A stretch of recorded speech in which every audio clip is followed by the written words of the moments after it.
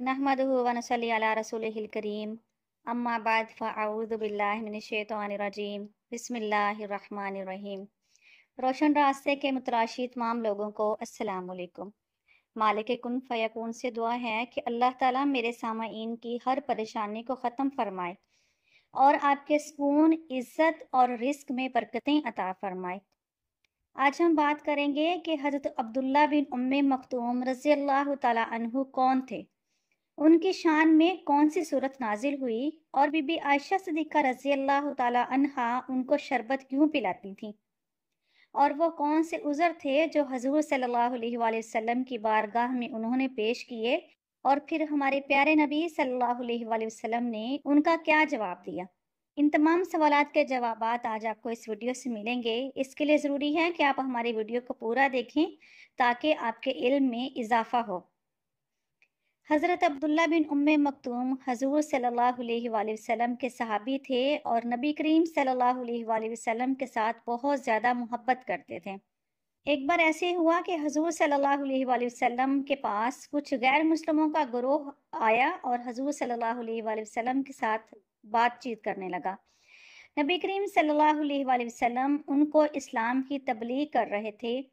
इस दौरान हज़रत अब्दुल्ला बिन उम्मे मक्तूम हजूर सल्लल्लाहु अलैहि वसल्लम की खिदमत में हाजिर हुए और हजूर सल्लल्लाहु अलैहि वसल्लम के साथ कोई बात करना चाहते थे।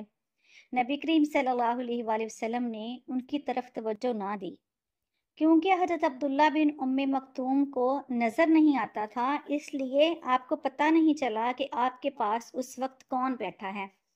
आपने दोबारा फिर बात करने की कोशिश की तो हजूर सल्लल्लाहु अलैहि वसल्लम को नागवार गुजरा और आपने अपने माथे पर बल डाले और दूसरी तरफ को मुंह कर लिया। असल में हजूर सल्लल्लाहु अलैहि वसल्लम का ख्याल ये था कि ये अब्दुल्ला बिन उम्मे मक्तूम तो मेरे ही हैं, अब बात नहीं सुनूंगा तो चंद लम्हों के बाद मैं इनकी बात सुन लूंगा और जब तक मैं इनके सवालात का जवाबात नहीं दूंगा तब तक ये वापस नहीं जाएंगे और अपनी बात और गर्ज पूरी करके ही जाएंगे। लेकिन ये जो गुरोह मेरे पास बैठा है, इस वक्त बैठा है और दोबारा पता नहीं ये कब आगे बैठेंगे, इनके साथ पूरी बात की जाए, दीन की सही तरीके से तबलीग इनको कर दी जाए ताकि शायद इनके दिल इस्लाम कबूल कर लें और इनकी ज़िंदगी बदल जाए। लेकिन हजूर सल्लल्लाहु अलैहि वसल्लम को अब्दुल्ला बिन उम्मे मक्तूम का आना जो नागवार गुजरा तो अल्लाह ताला ने सूरत आबसा नाजिल फरमा दी। अल्लाह ताला ने इरशाद फरमाया, अबस व तवल्ला अन जाअहुल आमा, माथे पर बल डाले और मुंह फेर लिया इसलिए कि उसके पास एक नबीना आया।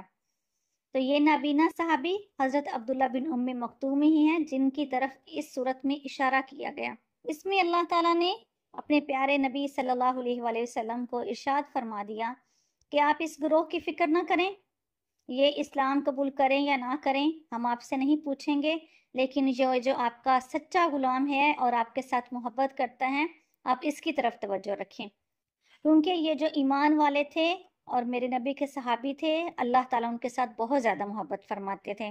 सहाबी कहते हैं, हमने देखा कि बीबी आयशा सिद्दीक़ा रज़ी अल्लाह ताला अन्हा अक्सर इनके लिए शरबत बनाकर भेजती, कभी सत्तू वाला पानी, कभी कोई शरबत, कभी कोई शरबत। किसी ने पूछा, अम्मा जी जब हम मस्जिद नबी में आते हैं तो कभी शरबत नहीं आया, ये अब्दुल्ला बिन उम्मे मक्तूम की इतनी कदर क्यों की जाती है? तो हजरत बीबी आयशा सिद्दीक़ा रज़ी अल्लाह तआला अन्हा ने इरशाद फरमाया कि जब से सूरह आबसा अब्दुल्ला बिन उम्मे मक्तूम की शान में उतरी है, तब से हमारे दिल में भी इनकी कदर बढ़ गई है और कहती थी कि अल्लाह को इनके साथ बहुत ज़्यादा मोहब्बत है, इसलिए मैं इनके साथ मोहब्बत करती हूँ और अल्लाह की रज़ा के लिए ही इनको तरह तरह के शरबत भेजती हूँ। इनके बारे में बहुत मशहूर वाक़या है कि एक बार हजूर सल्लल्लाहु अलैहि वसल्लम की खिदमत में हाजिर हुए और अपने कुछ उज़र पेश किए। कहने लगे, या रसूलल्लाह सल्लल्लाहु अलैहि वसल्लम, या रसूलल्लाह इन्नी रजुलुन दरीरुल बसर वलैसा ली क़ाइदुन। ए अल्लाह के रसूल सल्लल्लाहु अलैहि वसल्लम, मैं नबीना शख्स हूँ और मेरा घर दूर है और कोई शख्स नहीं है जो मुझे मस्जिद तक लेके आ सके। वहल तजदुली रुख्सा अन उसल्ली फी बैती, क्या मुझे रुख्सत मिल सकती है कि मैं अपने घर पर नमाज पढ़ सकूं? तो हजूर सल्लल्लाहु अलैहि वसल्लम ने इरशाद फरमाया, क़ाल हल तस्मउ निदा, क्या तुम्हें अजान सुनती है? क़ाल नअम, वो कहने लगे जी हाँ, मुझे अजान सुनती है अपने घर में। तो रसूलुल्लाह सल्लल्लाहु अलैहि वसल्लम ने इरशाद फरमाया कि फिर आप मस्जिद में आकर ही नमाज पढ़ा करें।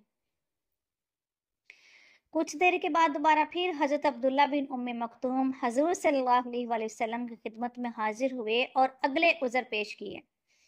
कहने लगे, इन्न बैना बैती व मस्जिदुन नखलम व शजरन, मेरे घर और मस्जिद के दरमियान खजूर के दरख्त भी हैं और कुछ और भी हैं, यानी कि झाड़ियाँ वगैरह हैं।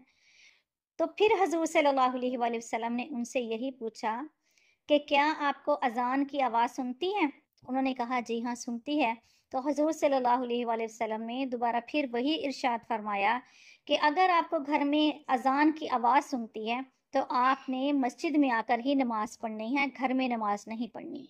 फिर दोबारा हाजिर हुए और हजूर सल्लल्लाहु अलैहि वसल्लम के सामने उज़र पेश किया। कहने लगे, या रसूलल्लाह सल्लल्लाहु अलैहि वसल्लम, इन्नल मदीनता कसीरतुल अवाबि वस्सिदा, बेशक मदीने में बहुत सारे चुपाए और दरिंदे भी हैं। कहना चाहते थे कि या रसूलल्लाह, मैं आऊं और नज़र मुझे आता नहीं, तो कोई दरिंदा या जानवर मुझे नुकसान पहुंचाए तो मैं क्या करूंगा, और इसलिए मुझे इजाज़त दी जाए कि मैं घर में नमाज पढ़ूं। लेकिन हजूर सल्लल्लाहु अलैहि वसल्लम ने क्या पूछा? फरमाने लगे, वहल तस्मउल मुअज्जिन फिल बैतिल्लज़ी अंत फीह, कि जिस घर में आप रहते हैं क्या वहाँ मुअज्जिन की आवाज़ सुनती है? कहने लगे जी हाँ या रसूलल्लाह, मुझे सुनती है। तो नबी करीम सल्लल्लाहु अलैहि वसल्लम ने फिर इरशाद फरमाया कि आप फिर मस्जिद में ही आकर नमाज पढ़ें।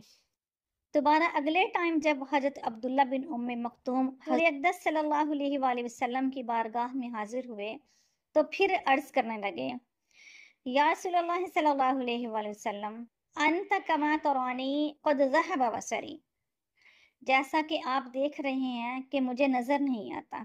और फिर अर्ज की कि मैं बूढ़ा हो गया हूँ और मेरी हड्डियां कमज़ोर हो गई हैं।